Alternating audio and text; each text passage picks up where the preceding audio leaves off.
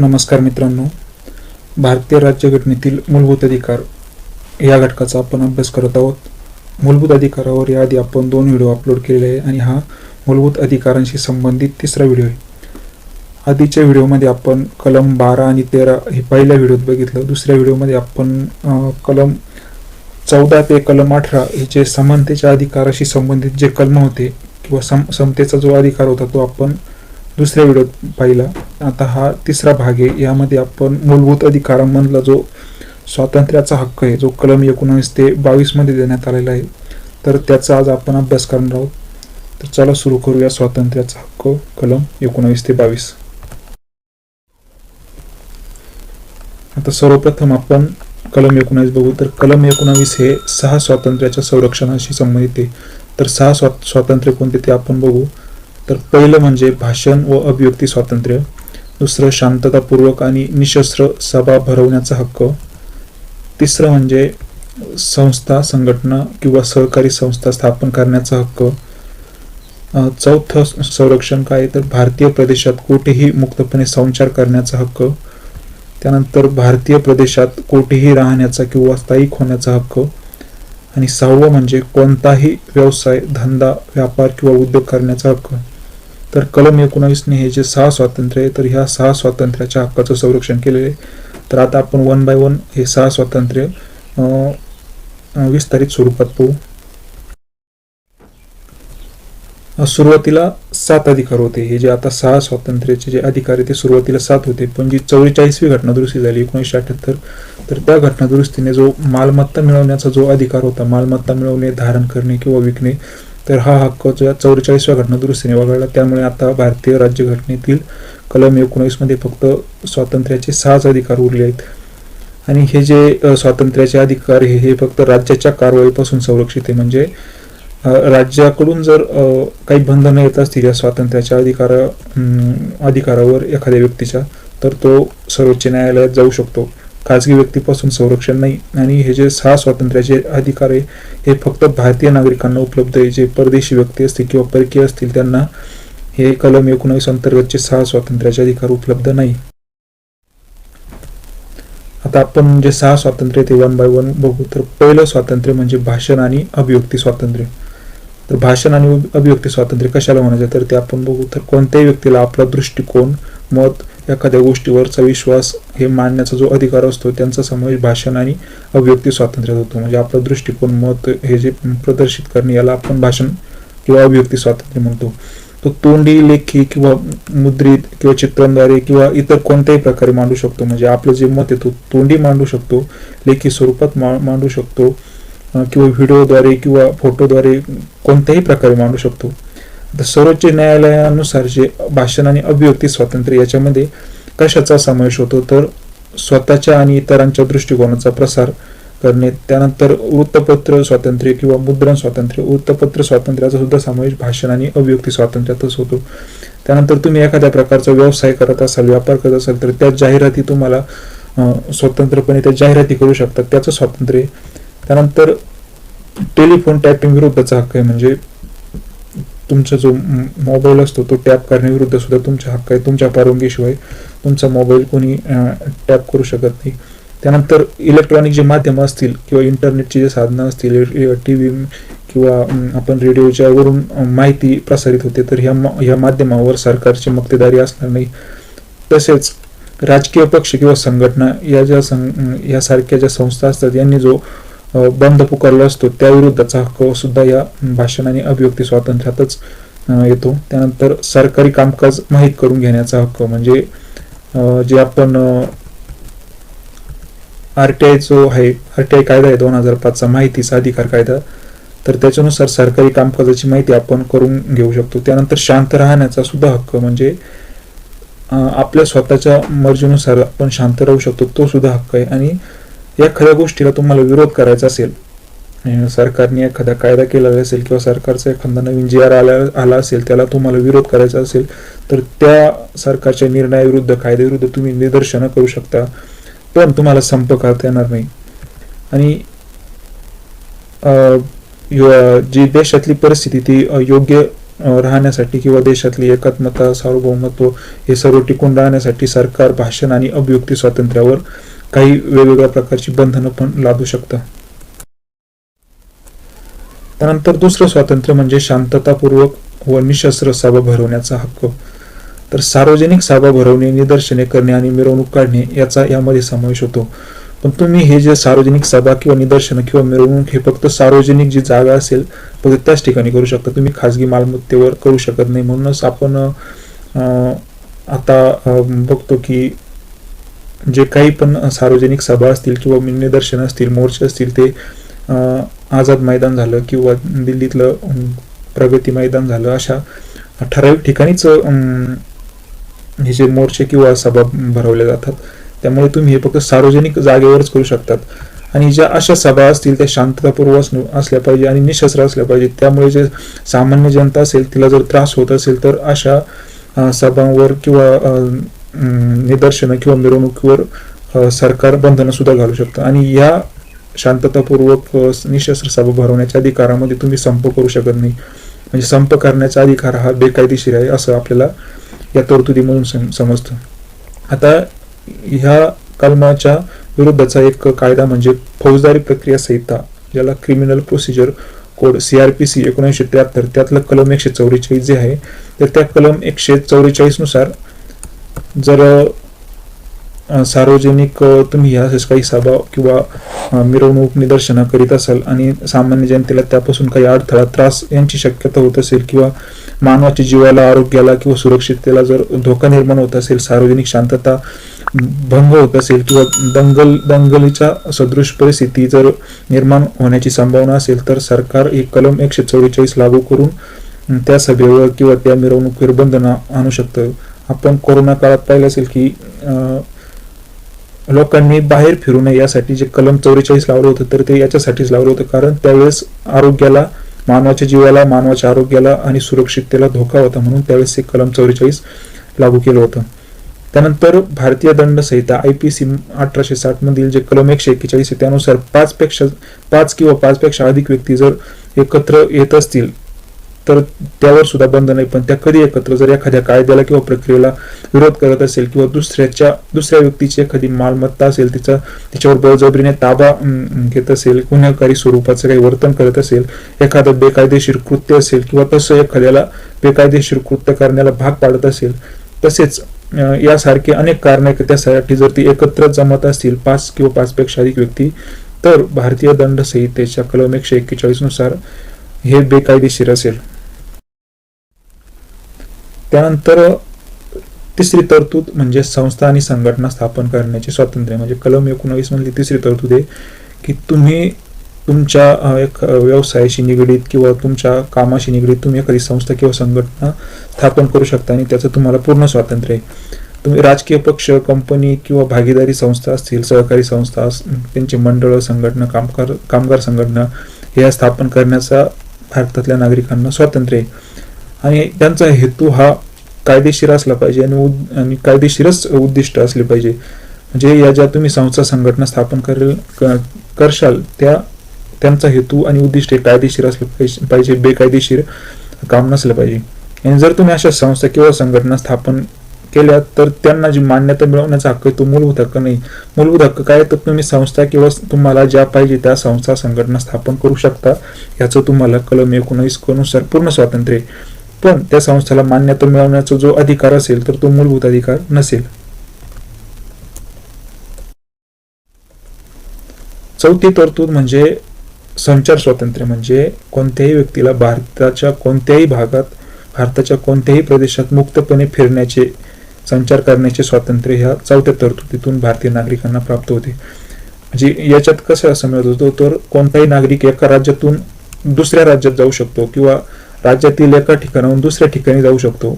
आणि ह्या तरतुदी कासाठी दिल्या, तर नागरिकांच्या दृष्टीने भारत हा एक संध घटक बनला पाहिजे. म्हणजे भारत हा विभागलेला नसला पाहिजे. संपूर्ण भारतात आपण कुठेही पण जाऊ शकतो, कुठेही जाण्याचं आपल्यावर बंधन नसलं पाहिजे. आणि संकुचित दृष्टिकोनाऐवजी राष्ट्रीय दृष्टिकोनाला चालना मिळाली पाहिजे. त्यासाठी ही तरतूद राज्यघटनेत ऍड करण्यात आली. पण सरकार याच्यावर काही बंधनं पण लादू शकतं. ते बंधनं सार्वजनिक जनतेचं हित किंवा अनुसूचित जमातींच्या हिताचे संरक्षण ही कारणं देऊन सरकार या स्वातंत्र्यावर बंधनं आणू शकतं.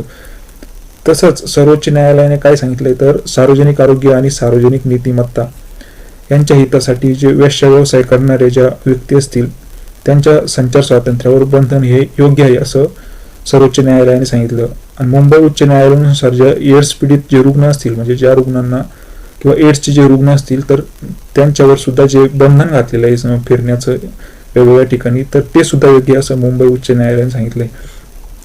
संचार स्वातंत्र्यामध्ये दोन प्रकारचं स्वातंत्र्य असतं. एक म्हणजे अंतर्गत आणि बहिर्गत. अंतर्गत म्हणजे आपलं फक्त भारतातल्या भारतातच आणि बहिर्गत म्हणजे भारतातून दुसऱ्या देशात जाणे. पण कलम 19ने फक्त जे अंतर्गत स्वातंत्र्य म्हणजे फक्त भारतातल्या भारतात जे फिरण्याचं स्वातंत्र्य आहे त्याला संरक्षण प्राप्त होतं. 5वी तरतूद आहे भारतात कुठेही वास्तव्य करण्याचा हक्क. वास्तव्य म्हणजे तुम्ही भारतातल्या कोणत्याही ठिकाणी तुम्ही स्वतःची प्रॉपर्टी खरेदी करून तिथं राहू शकता, कायमस्वरूपीचं वास्तव्य करू शकता किंवा तात्पुरतं पण राहू शकता. म्हणजे देशाच्या कोणत्याही भागात तुम्ही तात्पुरते राहू शकता किंवा देशाच्या कोणत्याही भागात तुम्ही कायमस्वरूपी स्थायिक पण होऊ शकता. या दोन्ही अधिकारांचा समावेश या तरतुदीत केलेला आहे. आणि याचा उद्देश काय तर देशातले जे अंतर्गत अडथळे तसेच देशातील कोणत्याही भागातील अडथळे असतील तर ते दूर करण्यासाठी ही तरतूद राज्यघटनेत समावेश केली. पण याच्यावर सुद्धा सरकार काही बंधन घालू शकतं.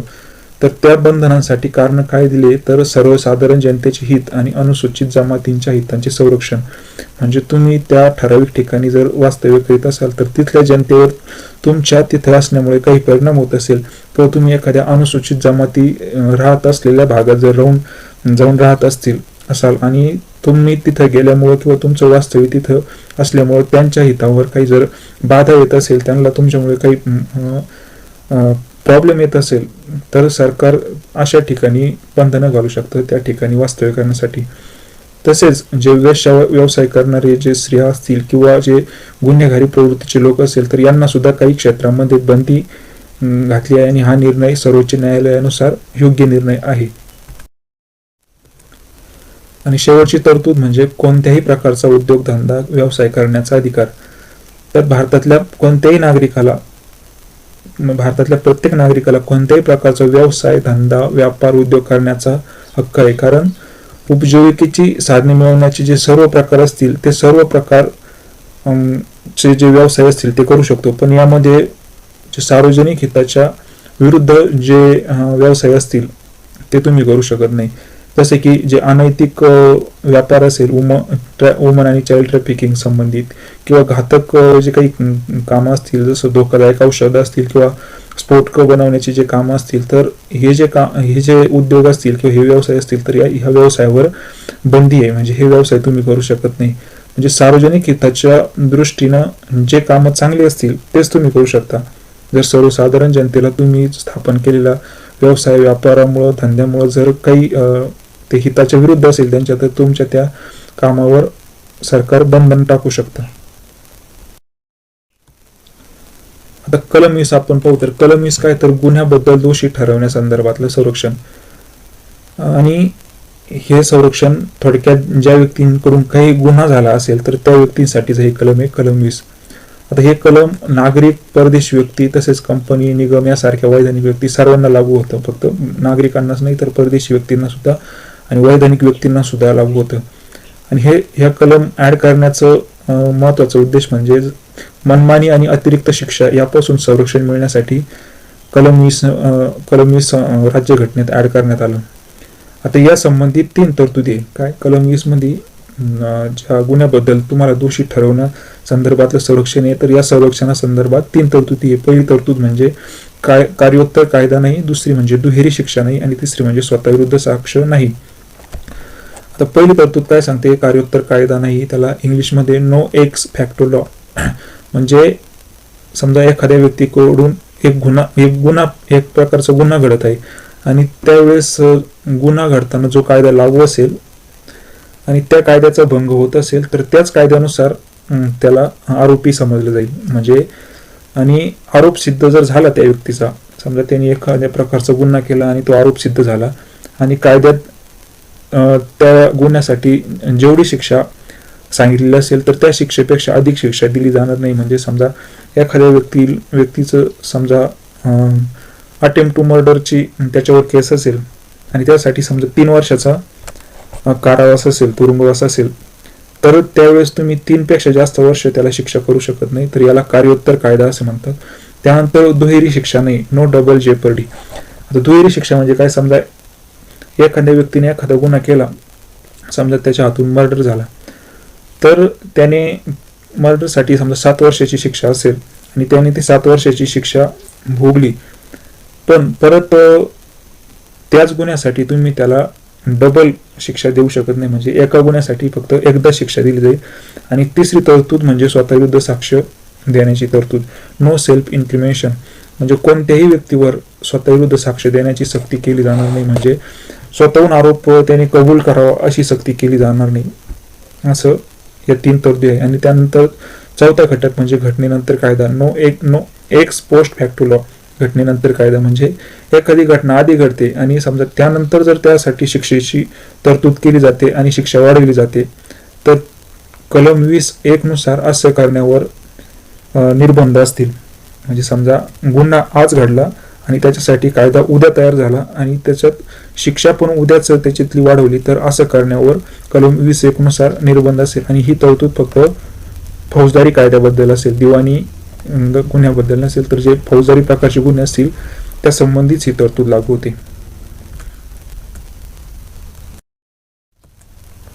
त्यानंतर कलम 21 पाहू. तर कलम 21 काय, तर जीवित आणि व्यक्तिगत स्वातंत्र्याचे संरक्षण. आता कोणत्याही व्यक्तीचे जीवित आणि व्यक्तिगत स्वातंत्र्य हे कायद्याने जी प्रक्रिया किंवा जी पद्धत सांगितली असेल त्या पद्धतीच्या शिवाय हिरावून घेतले जाणार नाही. म्हणजे जीविताचा किंवा व्यक्ती स्वातंत्र्याचा हक्क हा कलम 21 नुसार भारतीय राज्यघटनेत नमूद केलेला आहे. आणि हे जे कलम आहे, कलम 21, हे भारतीय नागरिक असतील किंवा परदेशी असतील दोन्हीसाठी लागू आहे. मेनका खटला जो 1978 मध्ये गाजला होता, तर त्या खटल्यामध्ये सर्वोच्च न्यायालयाने काय सांगितलं, जर कायद्यात दिलेली प्रक्रिया योग्य, न्याय्य आणि वाजवी असेल तरच जीवित आणि व्यक्तिगत स्वातंत्र्य हिरावून घेता येईल. आता या कलम 21 मधून कायद्याची योग्य प्रक्रिया हे आपल्याला समजतं. तर कायद्याची योग्य प्रक्रिया हे जे तत्व आहे भारतीय राज्यघटनेतलं, तर हे अमेरिकन घटनेतील संकल्पना आहे आणि त्या अमेरिकन घटनेमधील या संकल्पनेचा आधार घेऊनच हे जे कलम भारतीय राज्यघटनेत समाविष्ट करण्यात आलं. आता कलम 21शी संबंधित 2 संकल्पना आहेत, तर ते आपण बघू. पहिलं म्हणजे जीविताचा अधिकार. जीविताच्या अधिकारात कशाचा समावेश होतो, तर सन्मानाने जगण्याचा आणि मानवाचे जीवन अर्थपूर्ण, परिपूर्ण आणि जगण्याच्या लायकीचे ठरणाऱ्या सर्व बाबींचा समावेश जीविताच्या अधिकारामध्ये होतो. म्हणजे माणसाला त्याचं जीवन व्यतीत करण्यासाठी, आनंदाने राहण्यासाठी जेवढ्या काही गोष्टी असतील तो सर्व प्रकारच्या गोष्टी करू शकतो, याला जीविताचा अधिकार म्हणतात. आणि व्यक्तिगत स्वातंत्र्यात कशाचा समावेश होतो, तर उपजीविकेचा असेल, खाजगीपणा, आरोग्य, निवारा, मोफत शिक्षण, निशुल्क कायदेशीर मदत, तसंच एकांतवासाच्या शिक्षेविरुद्धचं संरक्षण, प्रदूषणमुक्त हवा, प्रदूषणमुक्त पाणी यासारख्या अनेक गोष्टींचा समावेश हा व्यक्तिगत स्वातंत्र्यामध्ये होतो. तर कलम 21 पाहिलं आपण, जीवित आणि व्यक्तिगत स्वातंत्र्याचे संरक्षण. आता कलम 21 पाहू आपण. आता हे शिक्षणाच्या हक्काशी संबंधित आहे. 86वी घटना दुरुस्ती केली 2002 मध्ये आणि त्या 86व्या घटना दुरुस्तीने राज्यघटनेत एक कलम 21 ऍड केलं. आणि या कलम 21 अनुसार आता भारतात 6 ते 14 वर्ष वयोगटातील जे बालकं असतील तर त्यांना राज्याद्वारे मोफत आणि सक्तीच्या प्राथमिक शिक्षणाची तरतूद केली आहे.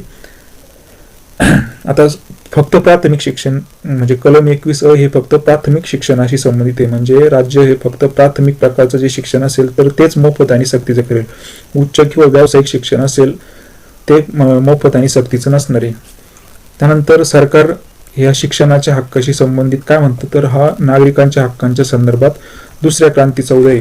आणि याआधी शिक्षणाचा हक्क हा फक्त मार्गदर्शक तत्वांच्या स्वरूपात राज्यघटनेत समाविष्ट होतात. राज्यघटनेतलं जे कलम 45 होतं तर ते काय होतं, तर बालकांच्या मोफत व सक्तीच्या शिक्षणाची तरतूद. पण आता ते मार्गदर्शक तत्व असल्यामुळं त्याच्यावर कायदा पण बनला नव्हता आणि ते सरकारवर बंधनकारक पण नव्हतं. सरकार स्वतःहून वाटलं तर त्याच्यावर काही अंमलबजावणी करू शकत होतं, त्यामुळे ते सरकारवर बंधनकारक नव्हतं. आता सध्या कलम 45 मध्ये पण काय बदल केला तर 6 वर्षापर्यंतच्या बालकांचे संगोपन करणे आणि शिक्षण देणे यासाठी राज्य प्रयत्न करेल. आधी काय होतं, बालकांच्या मोफत आणि सक्तीच्या शिक्षणाची तरतूद, आणि आता काय आहे कलम 45 मध्ये तर 6 वर्षापर्यंतच्या बालकांचे संगोपन करणे आणि शिक्षण देणे यासाठी राज्य प्रयत्न करेल. त्यानंतर जे मूलभूत कर्तव्य कलम 51 अनुसार जे मूलभूत कर्तव्य तर त्याच्यातलं शेवटचं 11वं कर्तव्य तर ते काय आहे, 6 ते 14 वर्ष वयोगटातील जे बालक किंवा पाल्य असतील तर त्यांना शिक्षणाची संधी उपलब्ध करून देण्यासाठी प्रत्येक भारतीय नागरिकांनी प्रयत्न केले पाहिजे, आणि हे प्रत्येक भारतीय नागरिकाचं कर्तव्य असं कलम 51 मधलं हे 11वं मूलभूत कर्तव्यातून आपल्याला समजतं. आता कलम 21 अनुसार संसदेने एक कायदा पारित केला 2009 मध्ये, तर तो काय आहे, बालकांच्या निशुल्क व सक्तीच्या शिक्षणाचा कायदा 2009. त्याच्यामुळे आता हा जो शिक्षणाचा हक्क याला आता सर्व कायदेशीर महत्व प्राप्त झाले. कलम 21 अनुसार तो मूलभूत हक्क तर झालेलाच आहे, पण कलम 21 2009 मध्ये जो कायदा केला बालकांच्या निशुल्क आणि सक्तीच्या शिक्षणाचा कायदा, त्यामुळे या कायद्याला किंवा या कलमाला जास्त महत्व प्राप्त झालं. आता कलम 22 पाहू आपण. तर कलम 22 काय तर अटक आणि स्थानबद्धतेविरुद्ध संरक्षण. समजा एखाद्या व्यक्तीला अटक केली किंवा एखाद्या व्यक्तीला स्थानबद्ध केलं तर त्याला राज्यघटनेतून कोणत्या प्रकारचं संरक्षण किंवा कोणत्या प्रकारचे हक्क प्राप्त होतात तर ते आता आपण बघू. तर आता स्थानबद्धता म्हणजे काय आपण ते बघू. तर स्थानबद्धतेचे 2 प्रकार, एक म्हणजे शिक्षात्मक स्थानबद्धता आणि दुसरा आहे प्रतिबंधात्मक स्थानबद्धता. आता शिक्षात्मक स्थानबद्धता काय तर समजा एखाद्या व्यक्तीने गुन्हा केला, त्या व्यक्तीवर खटला पण दाखल झाला न्यायालयामध्ये, आणि न्यायालयात त्या व्यक्तीविरुद्ध आरोप सिद्ध झाल्यावर तिला जी शिक्षा दिली असेल तर जी शिक्षा म्हणून त्याला न्यायालय जी शिक्षा करतं आणि त्याला त्याचं पुढलं आयुष्य जे जेलमध्ये काढावं लागतं तर ती झाली शिक्षात्मक स्थानबद्धता. आणि प्रतिबंधात्मक स्थानबद्धता म्हणजे काय तर खटला एखाद्या व्यक्तीवर फक्त त्याच्यावर संशय आणि तो एखादा गुन्हा करू शकतो असं त्या व्यक्तीवर संशय असेल तर त्याला अटक केली जाते आणि त्याच्यावर खटला भरवला जात नाही किंवा न्यायालयात आरोप पण सिद्ध केला जात नाही, तर त्याला आपण प्रतिबंधात्मक स्थानबद्धता असं म्हणतो. आता या स्थानबद्धतेचा उद्देश काय तर शिक्षा करणे हा उद्देश नाही, तर नजीकच्या काळात त्या व्यक्तीच्या हातून एखादा गुन्हा घडू नये म्हणून ही प्रतिबंधात्मक स्थानबद्धता हे जे तत्व हे भारतीय राज्यघटनेत नमूद केलं आहे, आणि हा फक्त संशयावर आधारित खबरदारीचा उपाय म्हणून प्रतिबंधात्मक स्थानबद्धतेकडे पाहिलं जातं. आता एखाद्या व्यक्तीला अटक झाली तर कलम 22 नुसार त्या अटक झालेल्या व्यक्तीला कोणत्या प्रकारचे अधिकार प्राप्त होतात तर ते आपण पाहू. तर सर्वप्रथम त्या व्यक्तीला कोणत्या कारणामुळे अटक करण्यात आली हे जाणून घेण्याचा हक्क आहे. त्यानंतर ती कायद्याचे अभ्यासक असणारी व्यक्ती त्याला आपण वकील म्हणतो, तर वकिलाशी विचारविनिमय करून ती आपली बाजू मांडू शकते. ती बाजू खरी असो किंवा खोटी असो, पण ती बाजू मांडण्याचा सुद्धा त्या व्यक्तीला अधिकार आहे. तसंच अटक झाल्यानंतर 24 तासाच्या आत जवळच्या न्यायाधीशासमोर त्या व्यक्तीला हजर केलं पाहिजे, पण यामध्ये प्रवासाचा वेळ पकडला जात नाही. म्हणजे अटक झाल्यानंतर प्रवासाचा वेळ सोडून त्या व्यक्तीला 24 तासात न्यायाधीशासमोर हजर केलं पाहिजे. त्यानंतर समजा न्यायाधीशासमोर हजर केलं आणि न्यायाधीशाने त्या व्यक्तीला अटकेत न ठेवण्याचं किंवा स्थानबद्ध न ठेवण्याचं जर असं सांगितलं तर पुढल्या 24 तासात त्या व्यक्तीला सुटका केली पाहिजे, त्या व्यक्तीची सुटका केली पाहिजे, हा एक अधिकार प्राप्त होतो. हे जे कलम 22 नुसार जे अधिकार हे परदेशी व्यक्ती आणि प्रतिबंधात्मक स्थानबद्ध केलेले जे व्यक्ती असतील त्यांना हे अधिकार 22 नुसार उपलब्ध होत नाही. आणि हे 22 नुसारचे जे अधिकार असतील तर हे फक्त जे गुन्हेगारी कृत्य, गुन्हेगारी सदृश कृत्य किंवा सार्वजनिक हिताच्या विरुद्ध जे कृत्य असतील यांनाच लागू पडतात, इतर कोणत्याही गुन्ह्यांना लागू पडत नाही.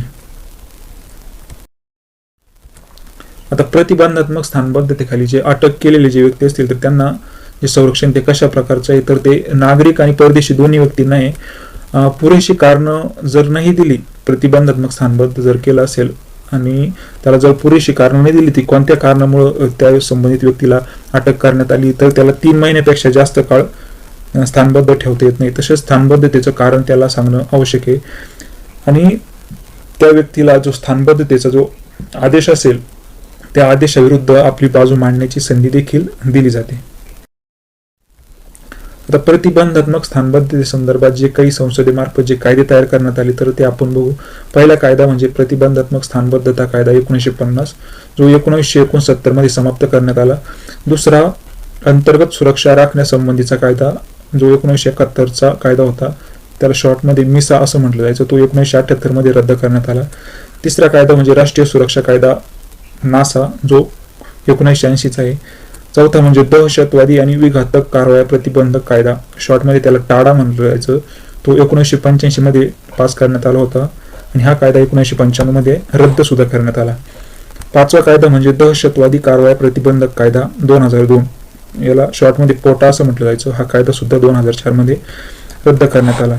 आणि सगळ्यात महत्त्वाचं म्हणजे जगातल्या कोणत्याही राज्यघटनेमध्ये जी प्रतिबंधात्मक स्थानबद्धता आहे, हा विषय राज्यघटनेचा भाग नाही आणि हा भारताच्या राज्यघटनेमध्ये प्रतिबंधात्मक स्थानबद्धता हा घटनेचा भाग करण्यात आलेला आहे.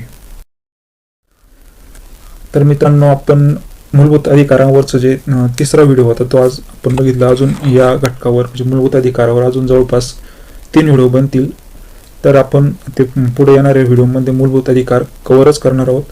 तोपर्यंत तुम्हाला जर व्हिडिओ आवडला असेल तर व्हिडिओला लाईक करा, शेअर करा, तसेच चॅनलला सबस्क्राईब करा. धन्यवाद.